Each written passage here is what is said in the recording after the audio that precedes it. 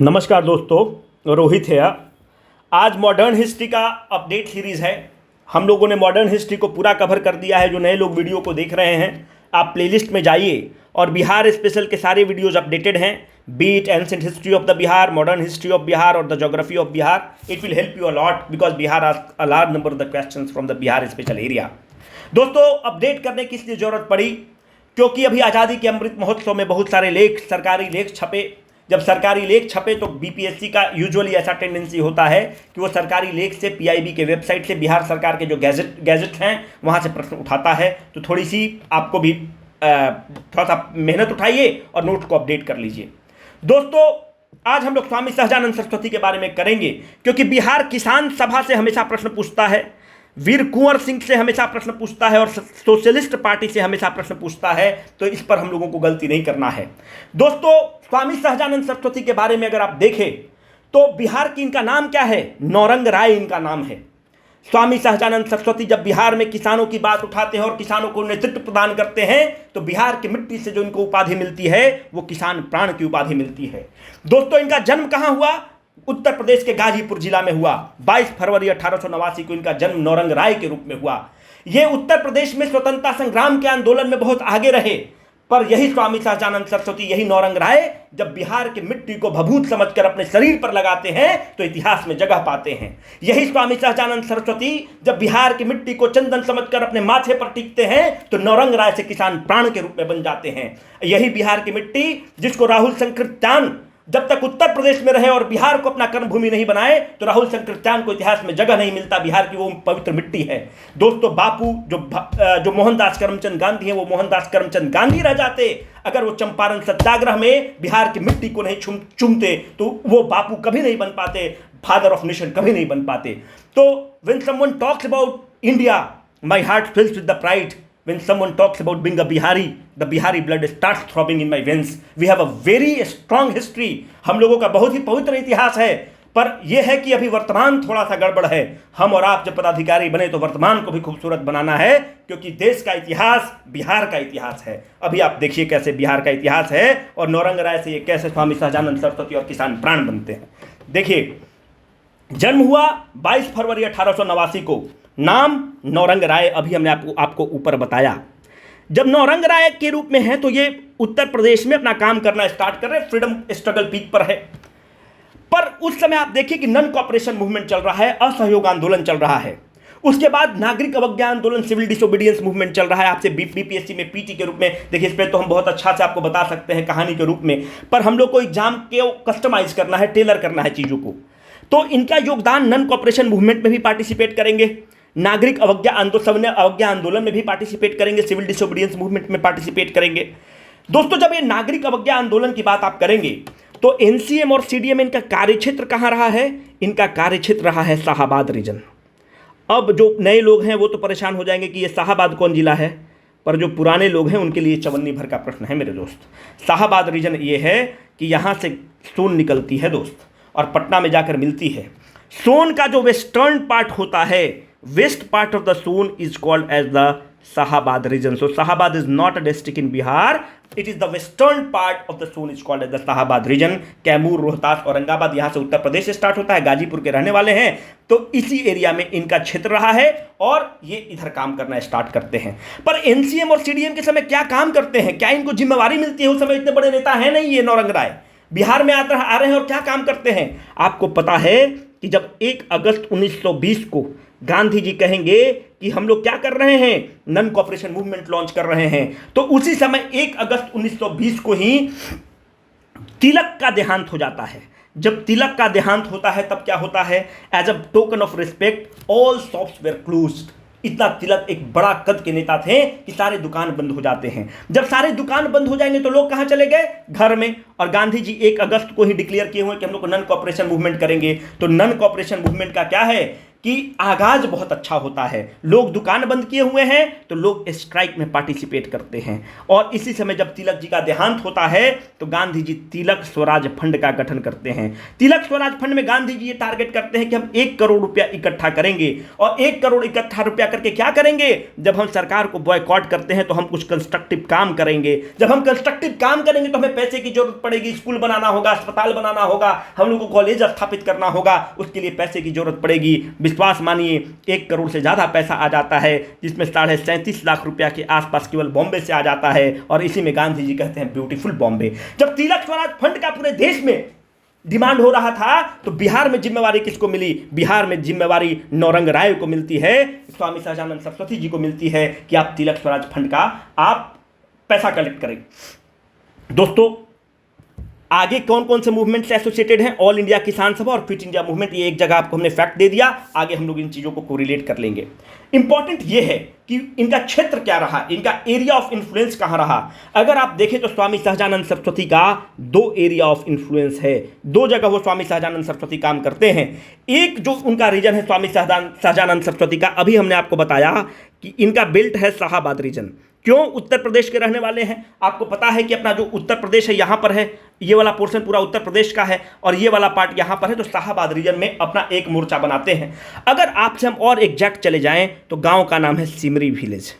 Simri village में अपना एक आश्रम बनाते हैं और वहीं से काम करना स्टार्ट करते हैं, सिविल डिसोबीडियंस मूवमेंट में भी और एनसीएम के समय तिलक स्वराज फंड कवर कर रहे हैं। दूसरा जो इनका मठ बनता है, जो आश्रम बनता है, जहां से इनका वर्क प्लेस रहता है, वो है बिहटा। बिहटा कहां है? पटना के पास, जहां पर आईटी पार्क बन रहा है और पटना का विस्तार बिहटा की तरफ हो रहा है। तो इनके 2 सेंटर रहते हैं, एक शाहाबाद और एक Bihta. Can be a very probable question in your examination. अब दोस्तों देखिए कि मामला कहां फंस रहा है। थोड़ा सा हम लोग पुराना चलते हैं, थोड़ा सा जो पुराने लोग हैं थोड़ा सा बियर करिए, क्योंकि चीज़ों को कंटेक्स्ट में रखना होगा, है ना, आपके लिए रिपीटेशन होगा। अगर आप बिहार में किसान आंदोलन को देखें तो बिहार में किसान आंदोलन को देखें कि एनसीएम के समय यह हुआ कि अब लोगों को लगा कि जब एनसीएम गांधी जी वापस लेते हैं तो 1922 और 23 में यह डिसाइड किया गया कि देश में जब तक किसान आपके साथ नहीं जुड़ेगा, तो देश में अगर किसान नहीं जुड़ेगा तो देश से अंग्रेजों को खदेड़ना बहुत मुश्किल है, चहेटना बहुत मुश्किल है।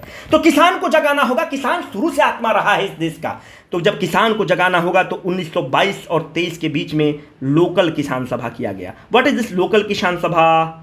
लोकल किसान सभा का मतलब गांव गांव आप जा रहे हैं और किसानों को बता रहे हैं कि अंग्रेज को भगाना है। पहले लोग में उतना जागरूकता थी नहीं।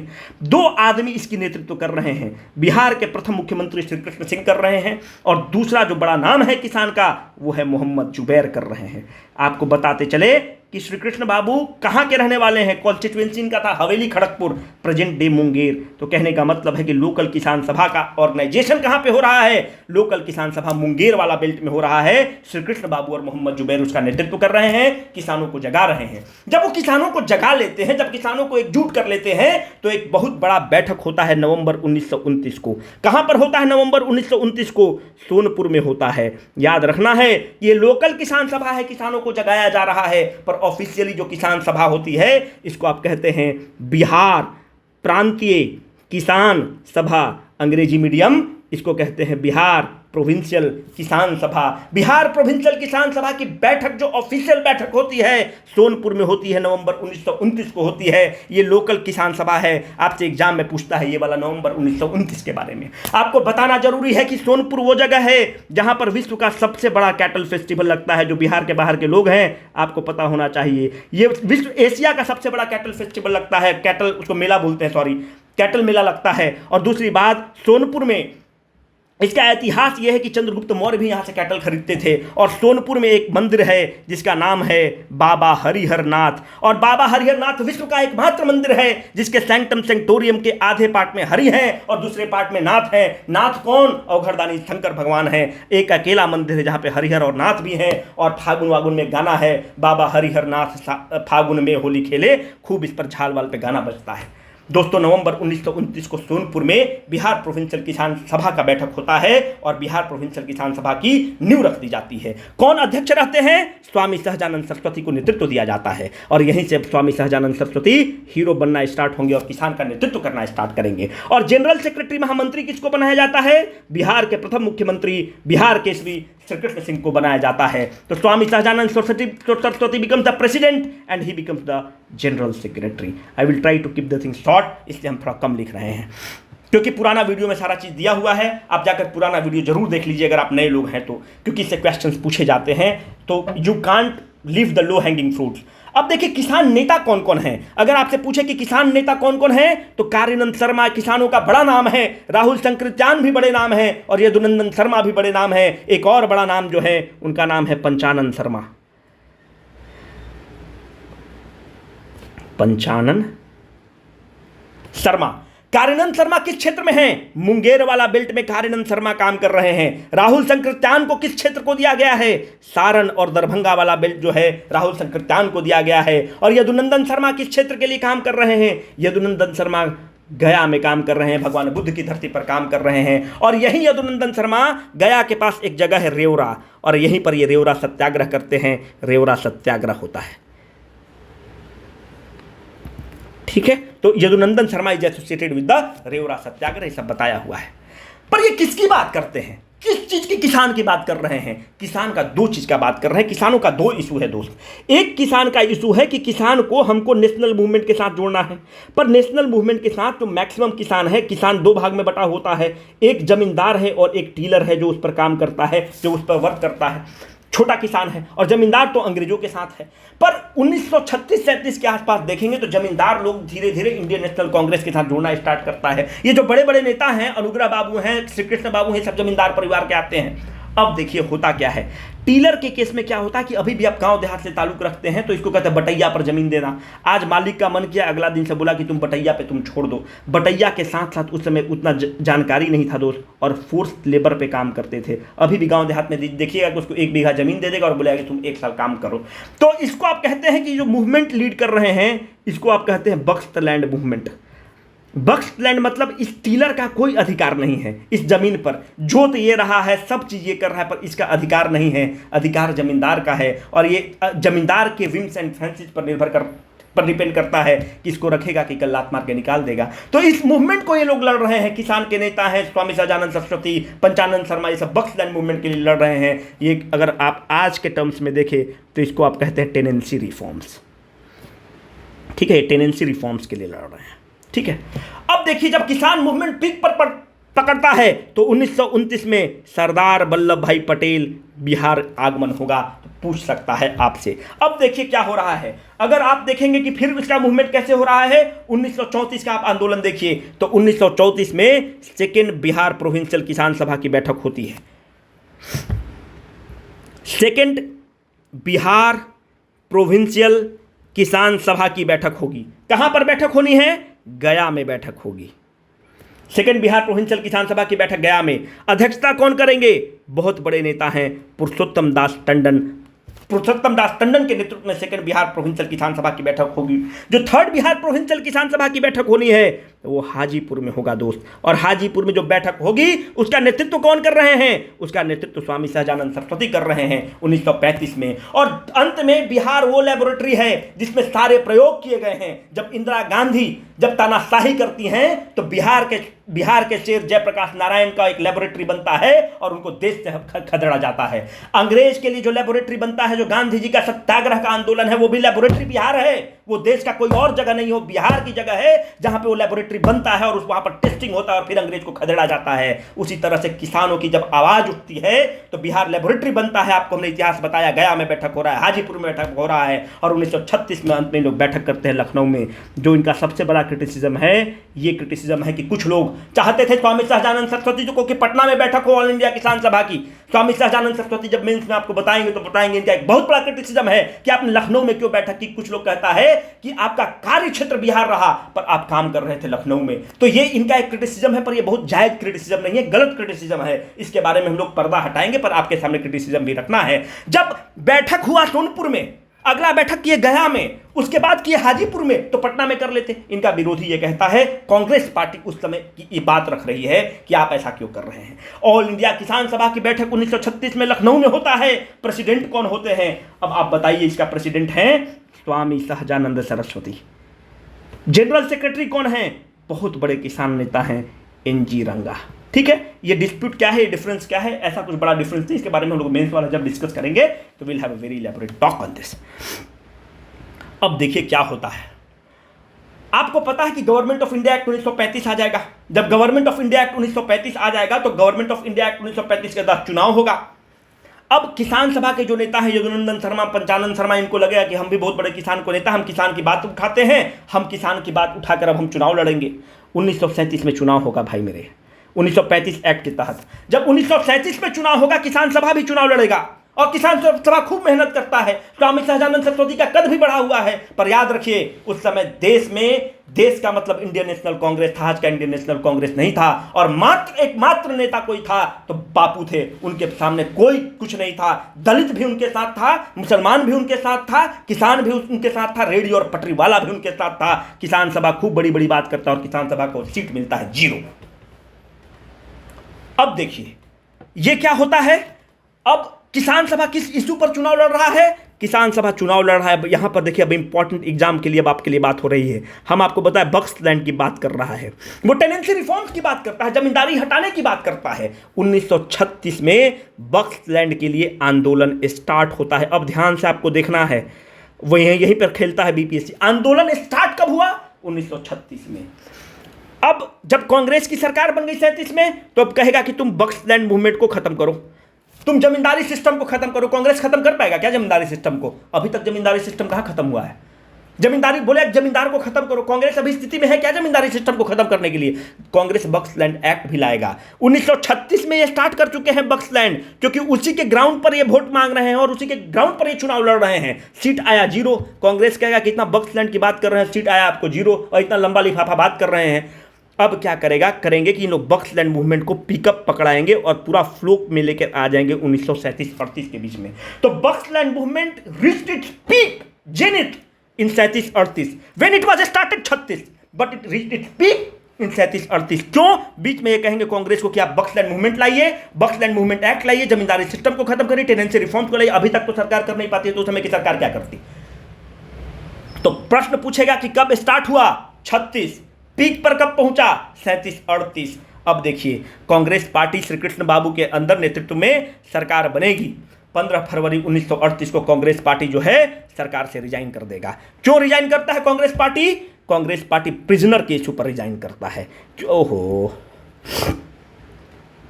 प्रिजनर के इशू पर रिजाइन करता है। कौन प्रिजनर? सबसे बड़ा रिवॉल्यूशनरी बिहार का फणींद्रनाथ घोष और योगेंद्र शुक्ला को इन लोग फिर अंडमान जेल में भेज देता है। कांग्रेस पार्टी कहती है कि बिहार के सबसे बड़े सपूत को तुम काला पानी में सजा रखोगे तो ऐसा हम सरकार चला कर क्या करेंगे कि तुम निर्दोष आदमी को जेल में बंद कर रहे हो। सरकार कहती है, मॉरिस हेलेट उस समय गवर्नर रहते हैं, मॉरिस हेलेट को कहती है कि इनको आप ट्रांसफर नहीं कर सकते हैं, काला पानी का सजा नहीं दे सकते हैं, इनको काला पानी से बिहार लाइए। और उस समय जो कांग्रेस सीट जीतती है 152 विधायक लोग चुन के जाते हैं, ये सब कोई काम का नहीं है। पर मॉरिस हेलेट रहता है और प्रिजनर वाले इशू पर 15 फरवरी 1938 को बिहार कांग्रेस जो है इस्तीफा दे देती है प्रिजनर वाले मूवमेंट पर। यहाँ पर बताना जरूरी है कि बक्स लैंड वाला से क्वेश्चन आपसे पूछेगा और आप मुश्किल में फंस सकते हैं। दोस्त, स्वामी सहजानंद सरस्वती फिर से वापस आते हैं और 19 अप्रैल 1940 को ये अरेस्ट हो जाते हैं, अंग्रेजों के द्वारा इनको अरेस्ट कर दिया जाता है। जब 19 अप्रैल 1940 को, यही आपसे एग्जाम में पूछ लेता है, तो पूरे बिहार में जब ये अरेस्ट होते हैं तो किसानों के बीच में बहुत फेमस हैं, क्योंकि इनको क्या कहा जा रहा है? He is often called as the Kisan Pran. आपसे पूछेगा तो Swami Sahajanand day was celebrated on 19 April 1940 in Bihar. ठीक है, आपसे पूछ लेता है, आप एग्जाम में बोलते हैं कि पता नहीं क्या पूछ देता है, बिहार जो है चौपट एग्जाम है, खाली डेट पूछता है। अरे हम लोग पढ़ते नहीं है, गवर्नमेंट का डॉक्यूमेंट है भाई, गवर्नमेंट को डॉक्यूमेंट में लिखा हुआ है। ठीक है, तो 19 अप्रैल 1940 को, मतलब डेट 19 अप्रैल को स्वामी सहजानंद दिवस के रूप में मनाया जाता है बिहार में। और फिर दोस्त जब क्विट इंडिया मूवमेंट चलता है, क्विट इंडिया मूवमेंट में पूरा देश में, आपको पता है जो देश का अगर सबसे बड़ा कुछ मूवमेंट है तो वह है क्विट इंडिया मूवमेंट, जिसमें पैरेलल शिफ्ट गवर्नमेंट बनता है। और एक पहला मूवमेंट है कि जो पीस का, सत्याग्रह का, अहिंसा का मूर्ति है, वो कहता है कि आप अपना रास्ता, अगर मैं अरेस्ट हो जाता हूं तो आप अपना रास्ता अलग चुन लीजिएगा। और पटना में सेक्रेटेरिएट गोलीकांड हो जाता है, आप पटना में जाएंगे तो सेक्रेटेरिएट गोलीकांड, सेक्रेटेरिएट के पास जाइएगा और वहां पर देखिएगा कि युवा लोग जान दे देता है। तारा श्रीवास्तव जी जो है, तारा रानी श्रीवास्तव, वो जान देती, कौन नहीं देता है जान। और उस समय दो लोग सपोर्ट नहीं करता है दोस्त देश को, जो आज नेशनलिज्म का बात करता है, आज जो सीपीआई गरीब गुरबा की बात करता है, उसके दामन पर कलंक है, और ये जो आरएसएस और विश्व हिंदू परिषद जो बात करता है ये भी सपोर्ट नहीं करता है। 1942 which was the inflection point in the history of the India, this both things are the blot on this party. कुछ भी हो, उस समय बहुत लोग, स्वामी सहजानंद सरस्वती को डिफरेंसेस था, कांग्रेस पार्टी से डिफरेंसेस था। हम आपको बताएं, स्वामी सहजानंद सरस्वती ने देश के हित में, किसानों के हित में, अंग्रेजों के खिलाफ खूब मोर्चा संभाला, डिफरेंसेस होने के बावजूद खूब लड़े, और 28 अप्रैल 1940 को स्वामी सहजानंद सरस्वती को अरेस्ट कर लिया जाता है क्विट इंडिया मूवमेंट के समय। जब 28 अप्रैल 1940 को अरेस्ट किया जाता है स्वामी सहजानंद सरस्वती को, तो उस समय ऑल इंडिया फॉरवर्ड ब्लॉक जो सुभाष चंद्र बोस और ऑल इंडिया फॉरवर्ड ब्लॉक जो है, एक